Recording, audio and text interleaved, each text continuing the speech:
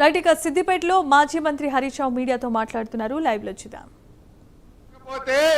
మా మల్లన్న దేవుడు నీ భర్త జాగ్రత్త రేవంత్ రెడ్డి అని హెచ్చరిస్తా ఉన్నా. అట్లనే మా కొండపోసమ్మ తల్లి, ఆ తల్లికి ఏం మొక్కుతే అది బరాబర్ అవుతుందట. మరి మా కొండపోసమ్మ రిజర్వాయర్ నింపలేదనుకో, ఆ తల్లికి గిట్ట కోపం వస్తే రేవంత్ రెడ్డి నువ్వు మాడి మసి అయిపోతావు, జాగ్రత్త అని హెచ్చరిస్తా ఉన్నా. రేవంత్ రెడ్డి గారు ఇలా ఒకటి గుర్తుపెట్టుకో, ఎప్పుడన్నా నీ అసంటోడు వస్తే ఆ తల్లి ఆ దేవుడు నీ సంగతి చూడాలనే కేసీఆర్ అన్ని దేవుళ్ళ పేర్లు పెట్టిండు. ఇలా మనుషుల పేర్లు పెట్టలే కేసీఆర్. అంతగిరి పోసమ్మ పేరు పెట్టిండు, రంగనాయక స్వామి పేరు పెట్టిండు, కొమరల్లి మల్లన్న దేవుడు పేరు పెట్టిండు, కొండ పోసమ్మ తల్లి పేరు పెట్టిండు. ఇవాళ ఏమైపోయింది? బాధ ఏంటంటే పాలకుడే పాపం చేస్తే ఆ రాష్ట్రానికి ఆ దేశానికి అరిష్టం పడుతుందట. ఈ రేవంత్ రెడ్డి ఏం చేసిండు? పార్లమెంట్ ఎన్నికల ముందు ఓట్లు వేసుకోవాలని కనబడ్డ దేవుని మీదల్లా ఒట్టు పెట్టిండు. 15 ఆగస్టు కల్లా రైతుల రుణమాఫీ చేస్తా అని భద్రాద్రి రాముల వారి మీద ఒట్టు పెట్టిండు, యాదాద్రి లక్ష్మీనరసింహస్వామి మీద ఒట్టు పెట్టిండు, కొమరల్లి మల్లన్న మీద పెట్టిండు, జహాంగీర్ పీర్ దర్గా మీద పెట్టిండు, మెదక్ చర్చ్ మీద పెట్టిండు, ఏడుపాయల అమ్మవారి మీద ఒట్టు పెట్టి దేవుని మీద ఒట్లు పెట్టి మాట తప్పిండు ఇవాళ రేవంత్ రెడ్డి. ఇది బంజారాబాయి లొల్లేంద్రబాయి, ఇది బంజారాబాబు జసేపు దేవుళ్ళ మీద ఒట్టు పెట్టి మాట తప్పిండు రేవంత్ రెడ్డి. దాంతో ఇవాళ ఏమైంది?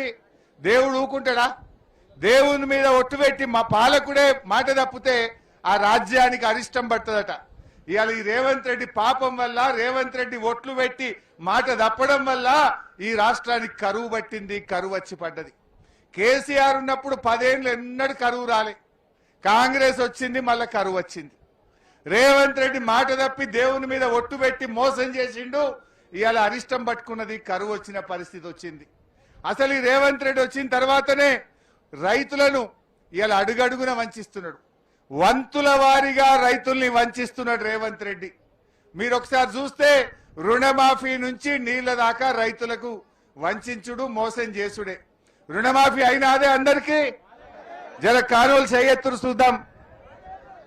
ఇగో చూడు, 8 మందికి రుణమాఫీ కాలే. అసెంబ్లీలో ఏం చెప్పిండు? 35,000 కోట్ల రుణమాఫీ చేస్తా అని అసెంబ్లీలో చెప్పిండు. 18,000 కోట్లు చేసిండు, 18,000 కోట్లు ఎగబెట్టిండు. సగం మందికి రుణమాఫీ చేయలే. రైతు బంధు మొన్న మన సిద్దిపేటకే వచ్చిండు యాసంగిలా.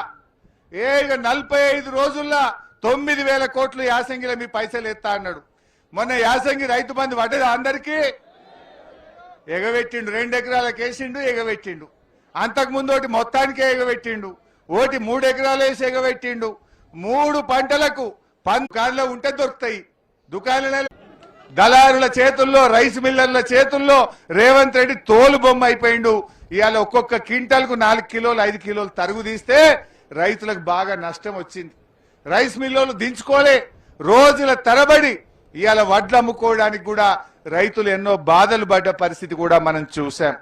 అదే విధంగా రైతు బీమా, కేసీఆర్ ఎంతో మంచిగా రైతు బీమా పెట్టిండు. అదృష్టం బాగాలేక ఎవరైనా చనిపోతే కొండంత ధీమా ఉండే రైతు బీమా. 10 రోజుల్లో 5 లక్షలు వస్తుండే. ఇవాళ రేవంత్ రెడ్డి వచ్చినాక ఆ రైతు బీమాను కూడా ఇవాళ ఆపేసినటువంటి పరిస్థితి. ఇక ఇవాళ కరెంటు కూడా ఆగమైపోయింది. వస్తుందా కరెంటు? మున్పటి లెక్క కరెంటు వస్తున్నదా?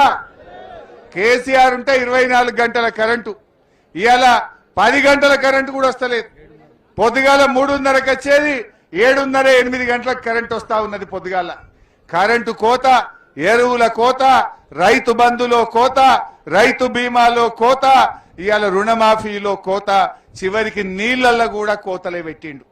అంటే రేవంత్ రెడ్డి వచ్చినాక అన్ని రకాల కూడా ఇవాళ రైతులను ఇబ్బంది పెడుతున్నటువంటి మాట మనం చూస్తా ఉన్నాం. ఇవాళ కాంగ్రెస్ పార్టీ ఇవాళ రైతుల విషయంలో మోసం చేసింది. నిజంగా మొన్న రిటైర్డ్ ఇంజనీర్లు, సరే నేను చెప్తే రాజకీయం అనుకో,